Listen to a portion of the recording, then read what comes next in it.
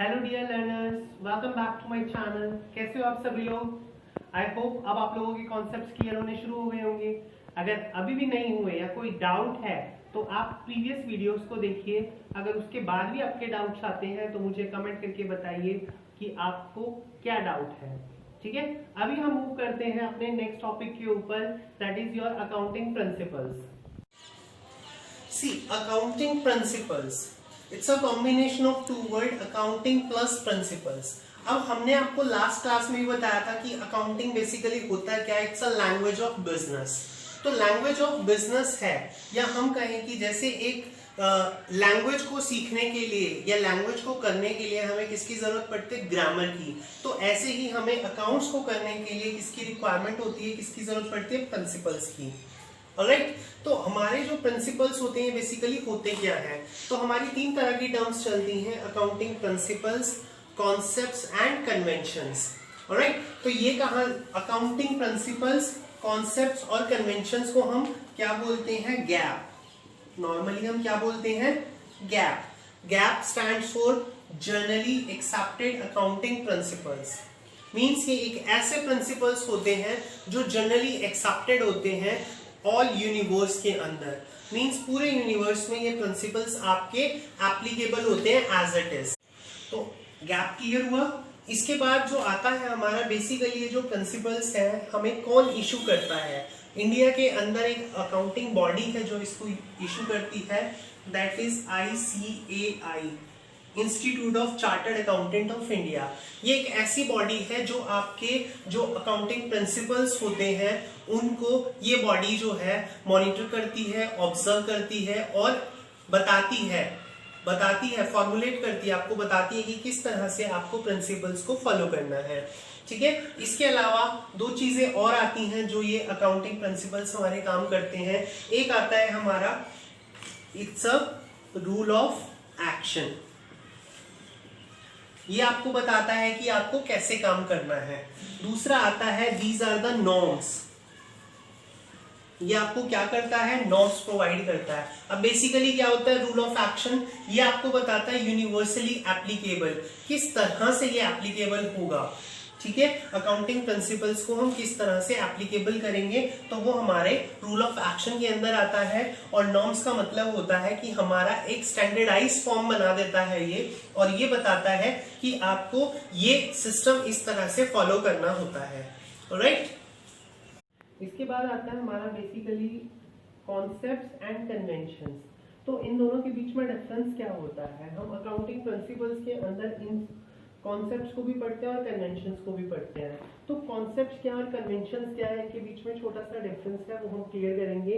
Concept क्या होता है, basically it's a basic assumption.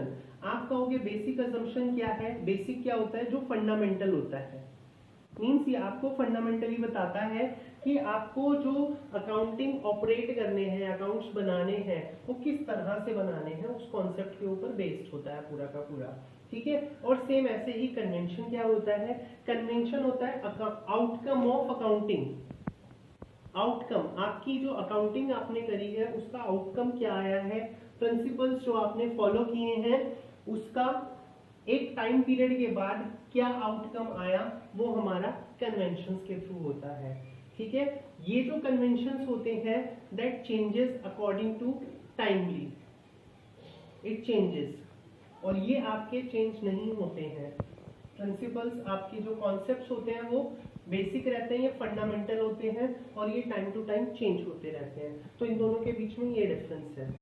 सो अब हम करने वाले हैं फीचर्स। फीचर्स करने के से आपको क्या फायदा होगा, आपको ये समझ में आएगा कि जो अकाउंटिंग प्रिंसिपल्स है ये कैसे फॉलो किया जाएगा। देखो, अब जब आप फीचर्स को कर लोगे तो आपको ये क्लियर हो जाएगा कि अकाउंटिंग प्रिंसिपल्स कैसे यूज करने हैं हमें और कहाँ हमें हेल्प करते हैं। ठीक है, तो सबसे पहला जो हमारा फीचर है, या हम इसको बोल सकते हैं इसकी characteristic, feature characteristics are same. तो इसकी सबसे अच्छी कैरेक्टरिस्टिक क्या है प्रिंसिपल की, कि ये है आपका man made, these are man made, मतलब इसको इंसानों ने बनाया है। बनाया तो नेचुरल साइंस को भी इंसानों ने है, बट स्टिल वहां पर क्या है, वो आपको टाइम टू टाइम चेंज करना पड़ता है, लेकिन यहाँ पर क्या है, अकाउंटिंग प्रिंसिपल्स जो है मैन मेड है, तो इसमें स्क्रूटनी की जरूरत नहीं पड़ती है, ठीक है, यूनिवर्सल एप्लीकेबिलिटी होती है इनकी। नेक्स्ट आता है आपका फ्लेक्सिबिलिटी। These are flexible। अब फ्लेक्सिबल है तो इसका मतलब ये रिजिड नहीं है ना, जैसी सिचुएशन आई ऑर्गेनाइजेशन के अंदर आप उसके हिसाब से चेंज कर सकते हो। बोलोगे तो बहुत मजेदार चीज है। नेक्स्ट आता है हमारा क्या, these are generally accepted। जैसा मैंने पहले बताया था आपको, these are generally accepted। अब अकाउंटिंग प्रिंसिपल्स तो हमारे जनरली एक्सेप्टेड होते हैं, है ना, इसको सभी लोग एक्सेप्ट करते हैं, यूनिवर्सल एप्लीकेबिलिटी होती है, तो ये सारे इसके फीचर्स है या कैरेक्टरिस्टिक्स है। ऑलराइट, इसके बाद जो हम करने वाले हैं वो है हमारे फंडामेंटल अकाउंटिंग असम्पशंस। ठीक है, जो हमारी फंडामेंटल असम्पशंस है वो कौन कौन सी हैं? देखिए बहुत सारी असम्पशन है, लेकिन जो हमारी फंडामेंटल है वो बेसिकली हमारी 3 तरह की असम्पशंस चलती हैं। सबसे पहली जो असम्पशन चलती है that is your going concern. इसको हम गोइंग कंसर्न कॉन्सेप्ट भी बोलते हैं और हम इसको असम्पशन भी बोलते हैं। ठीक है, अब गोइंग कंसर्न क्या है? What is going concern? As the name suggests, going concern means a concern is going on. Means एक ऐसी ऑर्गेनाइजेशन की आप बात कर रहे हो जो एक लॉन्ग टर्म के लिए काम करती है, शॉर्ट पीरियड के लिए कभी नहीं करती। इसका मतलब क्या होता है? देखो कोई भी ऑर्गेनाइजेशन, जब भी हम कोई कंपनी खोलते हैं या कोई ऑर्गेनाइजेशन खोलते हैं तो हम ये मान के थोड़ी करते हैं कि हम 1 साल बाद बंद कर देंगे या 2 साल बाद करेंगे। हम यही मान के करते हैं ना कि हमें एक लॉन्ग टर्म के लिए करना है काम। ठीक है, हम कैपिटल को देखकर चलते हैं, तो कैपिटल नेचर क्या होता है हमारा? लॉन्ग टर्म के पर्पस का। तो वही चीज है गोइंग कंसर्न, कि कोई भी ऑर्गेनाइजेशन है वो इसी अजम्पशन पे काम करती है कि जो बिजनेस है that will run forever. Forever मतलब तब तक जब तक कि उसको बंद नहीं किया जाएगा, कोई ऐसी अर्जेंसी ना आ जाए, कुछ ऐसा ना आ जाए कि हमें इसको क्लोज करना है, तो उस केस में हम क्या कहते हैं? इसको गोइंग कंसर्न। ऑलराइट, नेक्स्ट आता है हमारा कंसिस्टेंसी। कंसिस्टेंसी अजम्पशन भी बोल सकते हो और कॉन्सेप्ट भी बोल सकते हो। अब कंसिस्टेंसी का मतलब क्या होता है? एक जैसा चलता रहे। अब एक जैसा क्या चलता रहे जी? बिजनेस के अंदर क्या चलता रहेगा? प्रोडक्शन एक जैसा चलता रहे? नहीं, टाइम टू टाइम चेंज करना है। तो हम यहाँ पर जो बात कर रहे हैं, हम प्रिंसिपल की बात कर रहे हैं यहाँ पर। तो कंसिस्टेंसी किसकी होगी? जो भी हम रूल यूज कर रहे हैं, जो भी हम रूल्स लगा रहे हैं या जो भी हम मेथड यूज कर रहे हैं, that should be same through out the life.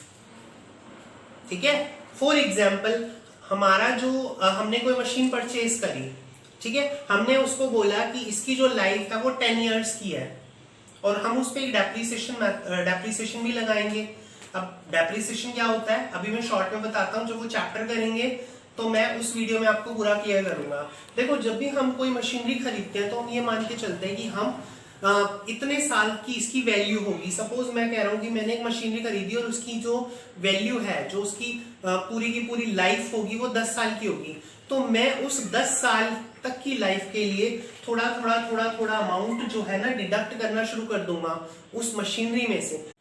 सो 10 साल के बाद जो मशीन है वो आपकी आउट ऑफ सर्विस हो जाएगी, है ना। तो अब जब 10 साल के बाद मेरे पास क्या ऐसे फंड्स अवेलेबल होंगे उस टाइम कि मैं एक न्यू मशीनरी परचेज कर पाऊं, तो उस केस में मैं क्या करूंगा? मैंने पूरे 10 साल के जो टाइम पीरियड है उसमें मैंने जो कुछ इंस्टॉलमेंट्स क्रिएट कर दी हैं उस मशीनरी की वैल्यू के अकॉर्डिंगली, ताकि एटलीस्ट मेरे पास इतना अमाउंट हो जाए कि मैं 10 साल के बाद एक नई मशीनरी परचेज कर पाऊँ। तो मैं उसके लिए डेप्रिसिएशन लगाता हूँ। और अगर हम इसको आम भाषा में बात करें तो मशीन टाइम टू टाइम घिसती रहती है, कम होती रहती है, उसकी वैल्यू कम होती रहती है, तो हम उसके अंदर उसकी वैल्यू कम करते जाते हैं।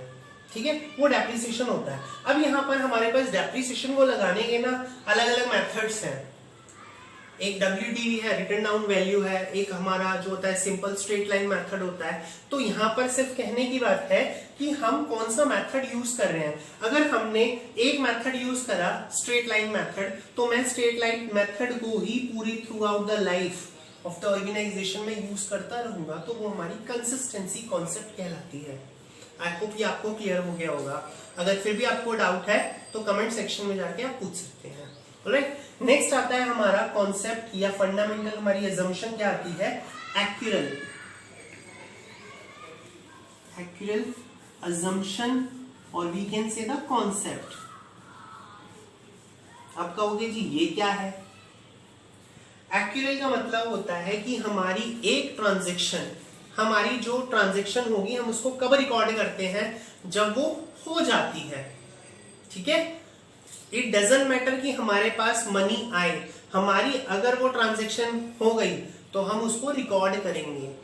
ठीक है, फॉर एग्जाम्पल हमने सेल्स की, हमने कोई प्रोडक्ट अपना है सेल किया, अब हमारे पास कैश तो आया नहीं, अभी हो सकता है हमने क्रेडिट सेल किया हो, तो हमारी जब सेल हुई, सेल्स टेक प्लेस, तो उस केस में हम क्या करेंगे, सेल्स में रिकॉर्ड कर देंगे भाई हमारी सेल हो गई है। तो ये हमारा एक्यूरल कॉन्सेप्ट कहलाता है। हम इसमें क्या करते हैं, रिवेन्यू को रिकॉग्नाइज करते हैं जब वो रियलाइज हो जाता है।